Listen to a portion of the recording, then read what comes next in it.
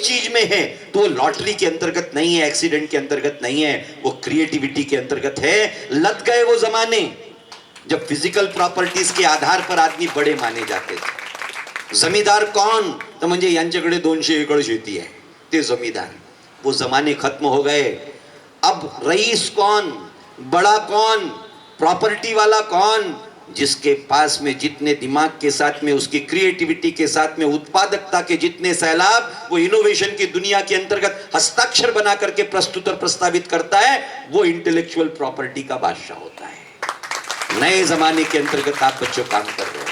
Physical property ये property है या नहीं है, इस पर विचार बाद में करना, पर इंटेलेक्चुअल प्रॉपर्टी ये आने वाले कायनात की सबसे बड़ी प्रॉपर्टी है। और फिजिकल प्रॉपर्टी की तो चोरी हो सकती है, डकैती हो सकती है, कब्जा हो सकता है। इंटेलेक्चुअल प्रॉपर्टी पर कौन चोरी करने वाला है, कौन डकैती डालने वाला है, किस प्रकार का उसके अंतर्गत रास होने वाला है। इसलिए प्यारे बच्चों, इस वातावरण के अंतर्गत जो मैंने देखा, जिस शिद्दत के साथ में इस वातावरण की निर्मिति के अंतर्गत भाई सुनील मिश्रा और उनके सारे स्टाफ ने तन्मयता के साथ कार्य किया है, मैं उसका स्तुति गान करने के लिए नहीं, उसका अभिनंदन करने के लिए नहीं, मुझे कहने दीजिए, मैं अभिवादन करने के लिए खड़ा हूं। It's a place of creativity in the history of Nagpur. It's a place of creativity in the annals of Nagpur University.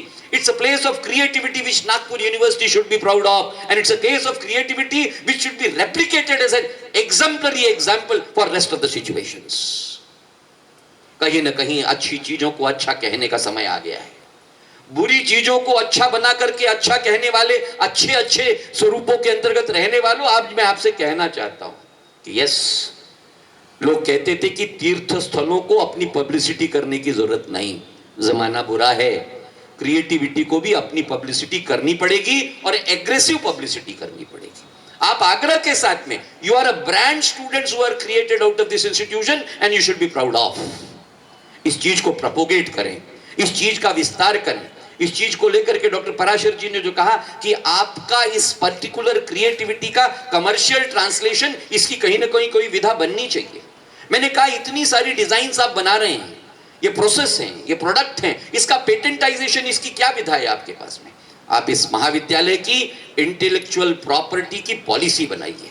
उस इंटेलेक्चुअल प्रॉपर्टी की पॉलिसी के अंतर्गत कॉपी राइटिंग की और पेटेंटाइजेशन की विधाओं को लेकर के एक सेल तैयार कीजिए।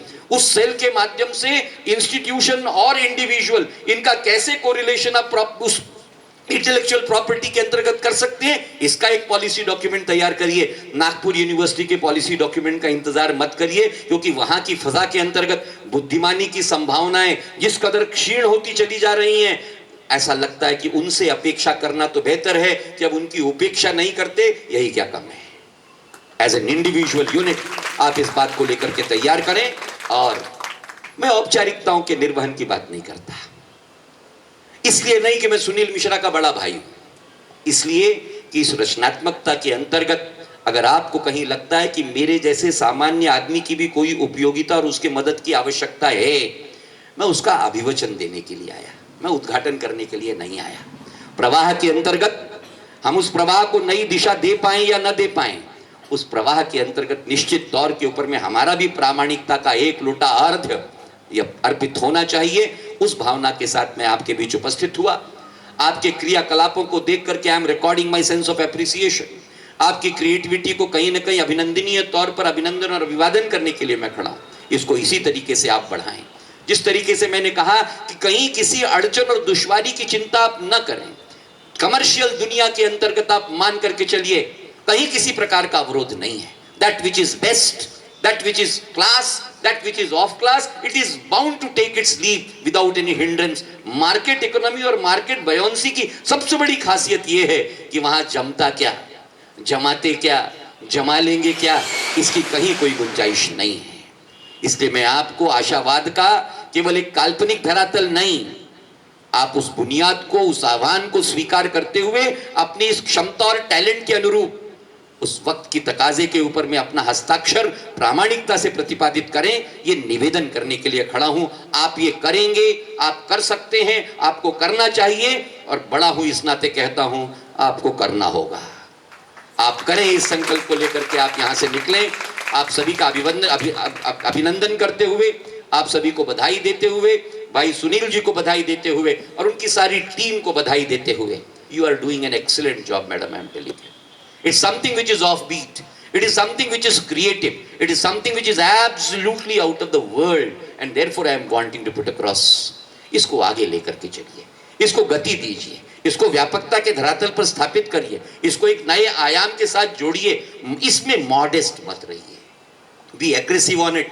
और उस एग्रेशन के अंतर्गत आपको अगर कहीं कोई कमी लगती होगी तो आप समझ लीजिएगा एक बड़ा एग्रेसिव आदमी आपके साथ है. आप अपने साथ मुझे गिनकर, मैं और आप सभी मिलकर एक और एक दो नहीं होते, मैं और आप मिलकर एक और एक 11 होते हैं. इस आश्वासन के साथ आपके इस प्रयोजन को उद्घाटित किया, यह घोषणा करते हुए आप सभी को बधाई. और आपने शांत चित्त से इंतजार के, सुंदर से सपने के, हकीकत के इंतजार के बीच मुझे भी बर्दाश्त कर लिया. इसलिए आप सभी का धन्यवाद ज्ञापित करते हुए, भाई सुनील जी का धन्यवाद ज्ञापित करते हुए, उनके इस प्रांगण के अंतर्गत आने का सुअवसर मिला, इसलिए आप सभी को अभिनंदन करते हुए अपने शब्दों को विराम देना चाहता हूं. बहुत बहुत धन्यवाद.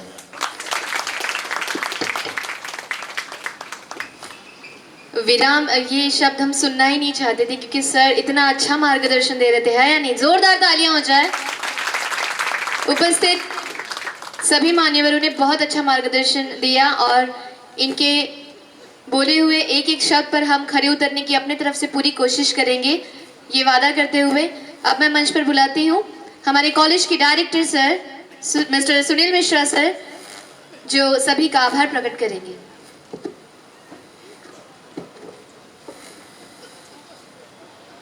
आज के इस फैशन कार्निवल में प्रमुख अतिथि के रूप में उपस्थित doctor Ved Prakash ji Mishra, doctor GS Parashar जी, जिन्होंने समय निकालकर हमारे इस बीच में उपस्थित रहे, मैं उनका बहुत बहुत आभारी हूँ. इतना ही नहीं, सर ने जो ऊपर में बहुत अच्छी बात बताई सबको कि आपको इंटेलेक्चुअल प्रॉपर्टी को कैसे उसको राइट ले करके और आपको किस प्रकार से अपनी कॉपीराइट करना है, उस पर भी हम लोग कोशिश करेंगे. धन्यवाद सर.